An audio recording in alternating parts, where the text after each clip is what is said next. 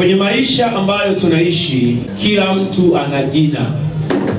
Jina hili haukupewa tu kama urembo ama pengine kukutofautisha kati ya mtu na mtu, lakini jina lako nyuma yake iko siri kubwa iliyofichika, ambao ndani yake yamkini pia ni matokeo ya vile wewe ulivyo, kwa sababu ya aina ya jina ambalo uko nalo. Watu leo wengi unakuta ana jina zaidi ya moja. Wakati mwingine naweza akawa na jina ambalo ameitwa baada ya kubatizwa, naweza akawa na jina ambalo ameitwa na wazazi wake, naweza akawa na jina la babu upande wa mama, naweza akawa na jina la upande wa baba pia. Kwa mtu anaweza kukuta na zaidi ya majina, sio zaidi tu ya jina moja.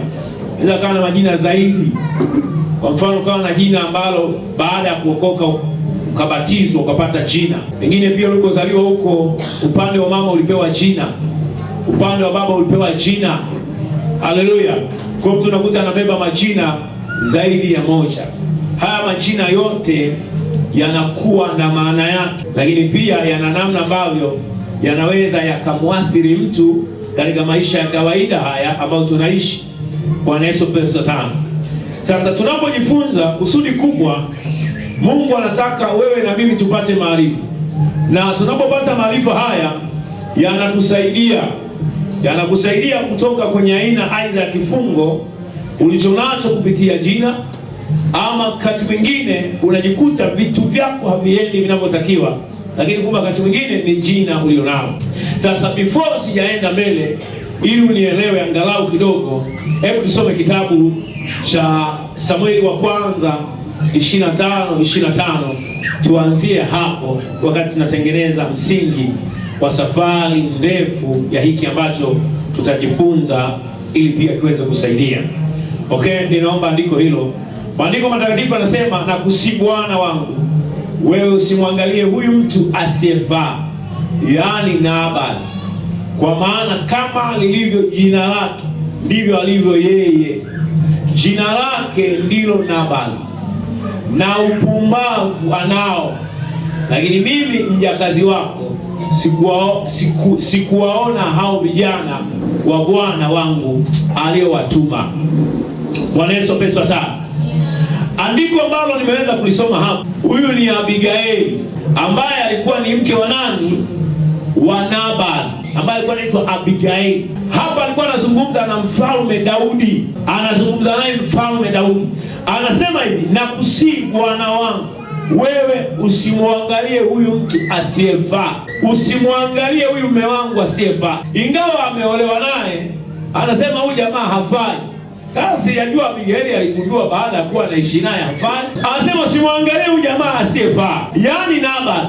Anataja jina la mume wake, yaani Nabali.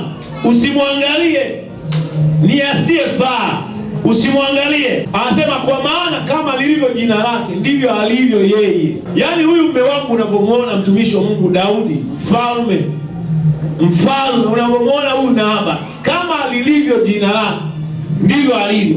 Unaanza kuona kumbe wakati mwingine mtu alivyo kunaweza kuwa kunatokana na jina lake. Kwa hiyo kumbe jina la mtu lilivyo ndivyo ambavyo mtu yule aliyeitwa anaweza akawa. Yaani lile jina likamfanya mtu aishi kutokana na jina lilivyo, kwa sababu kwenye hilo jina kuna nguvu inayopaleti kumfanya mtu awe hivyo alivyo. Kwa hiyo huyu mtu anaweza asiwe yeye, ila watu wengine tukawa tunamjaji ni yeye huyu mtu, aidha tabia zake, matendo yake ni yeye, lakini kumbe kinyume cha hapo kinachopaleti ni lile jina, kwa sababu hapa anatuambia kama lilivyo jina lake ndivyo na yeye alivyo. Kwa hiyo unaanza kuona jina la mtu linaweza likamfanya aishi maisha fulani asiyo yeye, lakini ni nguvu inayotokana na jina. Anasema jina lake ndiye Nabali, na upumbavu anao. Yaani huyu jamaa bora hata mjinga, mpumbavu.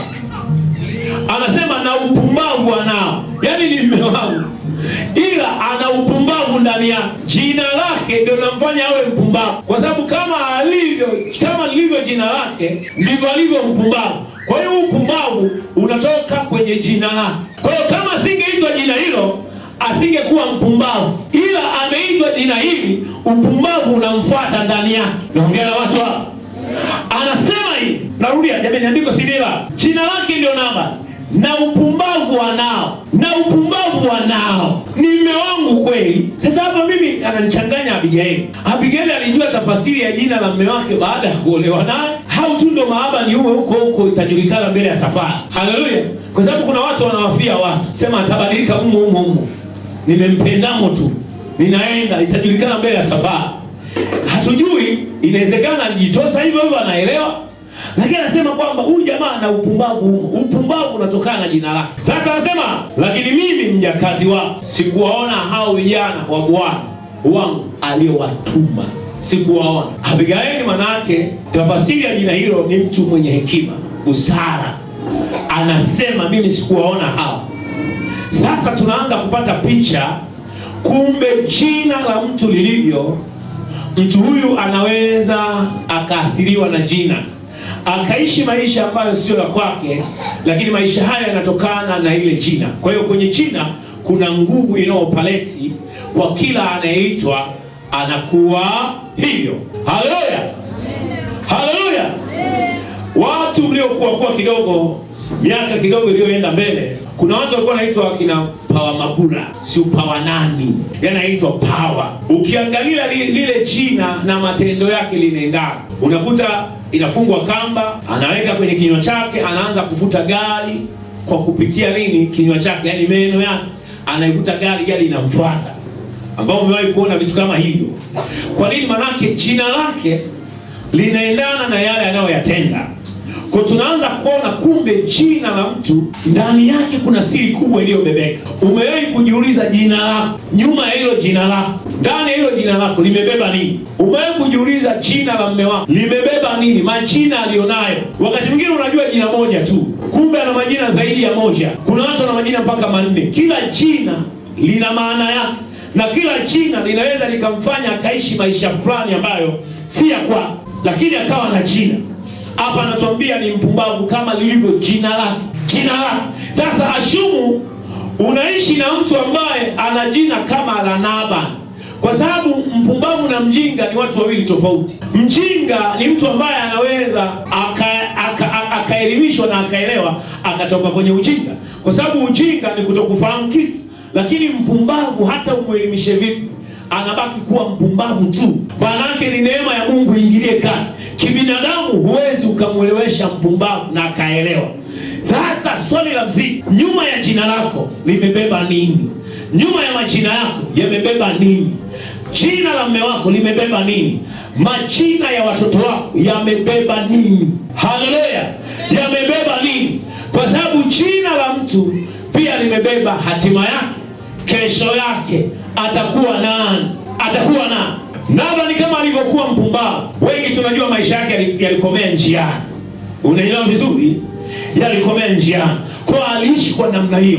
Manake ukiwa na jina kama la Nabali, kwenye maisha yako huwezi ukafanya chochote kikatokea. Utaishi maisha ambayo kwanza ya kudharaulika. Ukishakuwa mpumbavu unadharaulika kila mtu. Kwa ndani ya Abigaili, kwa wengine alikuwa na majuto, kwa nini nimeolewa na Nabali ambaye ni mpumbavu. Kwa hiyo ndani kuna vitu vilikuwa haviendi sawa. Kwa nini? Ana upumbavu ndani yake. Sasa safari hii ya kujifunza ina mambo mengi ambayo yamebeba ndani yake, na naamini kuna watu mtakwenda kufunguliwa katika jina la Yesu Kristo. Sema amen. Haleluya. Tupige hatua. Maana ya jina nitakwambia vitu vingi sana vinahusiana na jina. Jina ni utambulisho wa mtu. Maana nyepesi tu kwanza ambao wengi tulionayo, tunaelewa jina ni utambulisho wa mtu, full stop. Kwamba mimi naitwa fulani ndio jina langu, ninatambulika kwa namna hiyo. Kuna wakati mnaweza mkajikuta mko eneo moja, mkawa na majina, jina lako likawa ni na mtu mwingine pia. Yaani manake majina mkajikuta katika kundi lile mko zaidi ya mtu mmoja. Sasa manake wakati mwingine ubini utamtofautisha kati ya mtu yule. Kwa mfano labda mimi naitwa Emmanuel, humu ndani wakama wengi. Ili kutofautisha lazima uweke kitu fulani kwamba Emmanuel fulani. Aidha utataja ubini wa baba yangu, na inawezekana pia katika ubini wa baba yangu tukawepo zaidi ya mtu mmoja, kwamba akawepo mtu mwingine anaitwa Emmanuel po hivyo. Sasa mtu ataenda mbali, labda ataita, kama anajua ukoo ataweka Swea, na kama akatokea Swea mwingine humo ndani, itabidi tafute namna nyingine ya kuwatofautisha hawa watu. Kwa hiyo mtu anaweza akasema labda Emmanuel mchungaji, ama Emmanuel mtu fulani, Emmanuel fundi, yani inatafutwa namna fulani ya kuwatofautisha. Kwa hiyo jina kwa tafasiri nyepesi ambayo wengi tunajua ni utambulisho wa mtu, ambao wengi tunakomea hapo. Jina linaweza kueleza mtu ni nani kiroho au tabia yake ya ndani. Yaani jina lina uwezo wa kueleza mtu ni nani kiroho, tabia yake ya ndani ni nani. Haleluya. Yani unaelewa kabisa. Kwa mfano niongelee kwako wewe, labda kutese. Kwa mfano napenda kuongelea sana issue za mahusiano, kwa sababu ndio maisha halisia pia. Kwa mfano wewe hujaolewa, wewe hujaoa, unakutana na mtu pengine ndio umempenda, unafikiri anaweza kaa mke, anaweza kaa mume wako siku moja. Manake jambo la kwanza before ya mambo mengine yote, watu huwa wanasalimiana, na baada ya kusalimiana mtaulizana, wewe mwenzangu unaitwa nani? Nakwambia naitwa Kalunde. Naweza ukaishia tu hapo anaitwa Kalunde. Lakini muelevu wa mambo aliye na ufahamu anaweza kwambia sawa Kalunde, jina jingine anaweza kwambia Kibajaji. Unaona? Kalunde, Kibajaji jina lako. Hili Kalunde la nani? Nilipewa na shangazi, nilipewa na bibi. Na Kabajaji nilipewa na bibi mzaa baba. Ukaenda mbele zaidi tena ukamuuliza labda una jina jingine tena. Watu wana majina zaidi ya hilo. Haleluya. Usione hapa mjini wakati mwingine watu anakuwa anapata akili ya kujitambua na kufanya maamuzi yake. Anakutana na jina ameitwa la ajabu. Unajua kuna watu anakuta na majina matatu yote ni ajabu. Yaani ajabu. Sasa unaona hivi jina hili. Kuna watu wanabadilisha majina. Anaenda kabisa kwenye mamlaka husika, kama ni vyeti vyake anabadilisha. Anasema haiwezekani. Ukienda unamuuliza nani tena?